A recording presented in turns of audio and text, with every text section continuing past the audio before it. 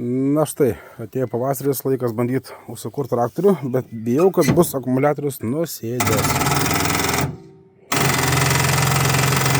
Dėja, kumas nusėdo, bet turime mes EcoFlow. Iš smalsumo pabandysime mes jį, turim čia delta, jinai yra 1 kWh talpos. Pradžioj mes ją įsijungiam.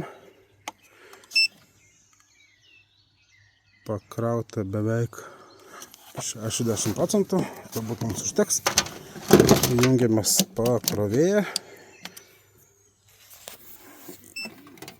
ir pasijungiam savo senuką traktoriuką.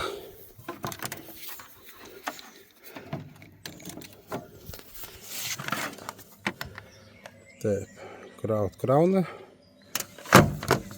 Pažiūrim, kiek čia elektros vartoja. 100 vatų valgo ir 6 valandas galim krauti akumuliatorių. Mums turbūt užteks. Nu ką, paliekam šiek tiek, grįšim, kai šiek tiek daugiau pasikraus.